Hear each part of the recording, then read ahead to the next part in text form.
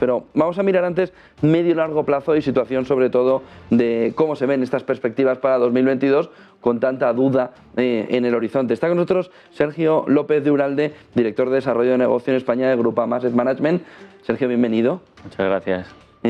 ¿Cómo se ve este 2022? ¿Qué perspectivas macroeconómicas veis desde Grupama y cómo el inversor debe empezar a ver si se van los nubarrones, ¿no?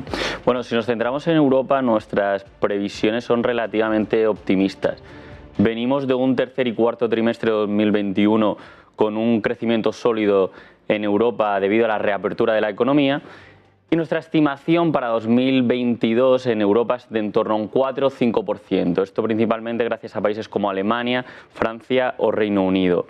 Nuestra estimación es casi el doble de lo que pensamos que puede crecer Estados Unidos en estos próximos 12 meses, y esto se debe a una serie de motivos. En primer lugar, sería gracias a la liberalización de la demanda acumulada. En segundo lugar, gracias también al aumento de la confianza de los consumidores y también al aumento de la inversión industrial. Pero también hay que tener en cuenta el factor político. Creemos que tanto la política monetaria como la política fiscal sigue ayudando a la economía. En el caso de la política monetaria, el Banco Central Europeo, que sí va a reducir el volumen de compras, pero estima que durante este 2022 no se producirá ninguna subida de tipos. Por tanto, en ese sentido, la política monetaria muestra claro apoyo a la economía. Y por otro lado, la política fiscal, quizá la más ambiciosa en la historia de la Unión Europea, con fondos como el fondo Next Generation, que nos gusta recalcar, porque es un fondo muy ambicioso destinado a la transición ecológica en Europa, destinado también a aumentar el gasto en infraestructuras y, en tercer lugar, también a aumentar la digitalización de las compañías europeas,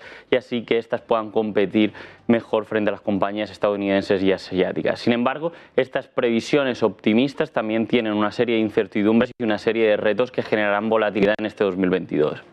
¿Riesgos que veis en la economía europea? Pues en la economía europea fundamentalmente vemos, por un lado, el transcurso de la pandemia. Hemos visto cómo cuando la cosa estaba relativamente calmada ha llegado una nueva ola Omicron, en donde ha vuelto a poner en jaque a la economía mundial, volviendo a cierres parciales de la economía, y entonces tendremos que estar muy atentos a si estamos ante el final de la pandemia y podemos hablar de endemia, como algunos señalan, en los próximos meses, o bien tendremos que esperar nuevas olas. Por tanto, hay que estar atentos al transcurso de la pandemia. En segundo lugar, creo que también es muy importante las tensiones políticas que pueden haber este 2022 en Europa. En primer lugar, pues Francia, elecciones presidenciales en los próximos meses. Tenemos a Italia, el primer ministro Mario Draghi, que igual se presenta a las presidenciales italianas. También Scholz, el canciller alemán, que el primer año de legislatura puede también tomar decisiones importantes. O tenemos el Partygate en Reino Unido con un Boris Johnson que también está contra las cuerdas. Y en tercer lugar, y quizá lo más importante, donde centramos la mayoría del foco, es la inflación, ¿no? Vemos como durante 2021 la inflación alcanzó niveles que no veíamos en décadas. La Unión Europea, o el Banco Central Europeo en este caso, considera que ese crecimiento de la inflación es transitorio y por tanto dice que no aumentará tipos durante 2022, pero nosotros somos más cautos y no lo tenemos tan claro. Consideramos que esta inflación no es transitoria. Es cierto que se irá relajando de los niveles actuales, pero se seguirá por encima del objetivo del Banco Central Europeo del 2%, es decir, se situará en torno a un 3,5%, también alejado de lo que nos tenía acostumbrados del 1,5% de años anteriores. Por lo tanto, nuestras inversiones tendrán que acomodarse a este nuevo escenario. Muchos inversores que dicen, y en este escenario inflacionista siempre me dicen históricamente que busque empresas que tengan capacidad de fijación de precios. ¿Esa puede ser una de las maneras de afrontar una respuesta a la inflación? Efectivamente. Tradicionalmente se consideraba que las empresas con las grandes multinacionales con una marca muy potente eran las que mejor podían hacer frente a la inflación porque tenían poder de fijación de precios. Pero la situación actual ha cambiado mucho. En esa época, en décadas anteriores, el consumidor era muy fiel a una marca.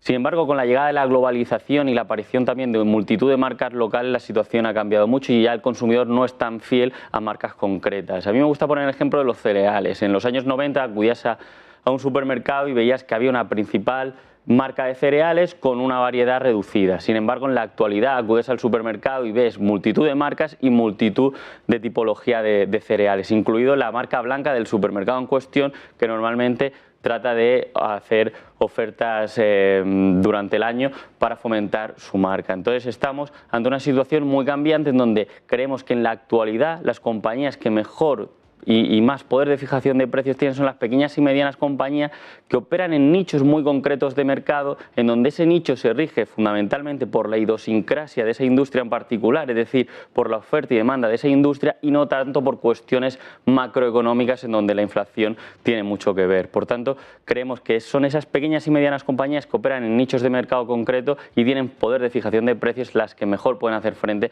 a esta nueva situación inflacionaria. Con esta fotografía de 2022, ¿qué productos recomendáis o qué productos le ponéis al cliente para que vaya a su asesor, para que vaya a su banco y pueda elegir una solución para sus ahorros, que sobre todo en capítulo inflacionario o tiene este año rentabilidad o las posiciones más conservadoras pueden sufrir mucho? Efectivamente.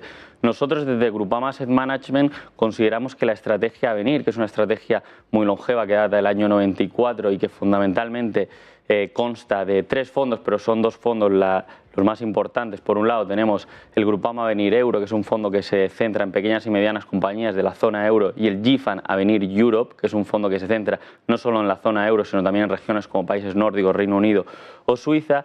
Son estrategias, sin lugar a dudas, que se acomodan muy bien a esta nueva tipología de inflación porque invierten en pequeñas y medianas compañías europeas que son compañías con un potencial de crecimiento muy elevado y compañías de alta calidad que operan en subnichos de mercado muy concretos en donde la innovación es su principal driver, y al operar en subnichos de mercado muy concreto y tener una cuota de mercado de ese subnicho muy relevante, tienen un poder de fijación de precio real que nos va a ayudar en esta situación y en este contexto inflacionario.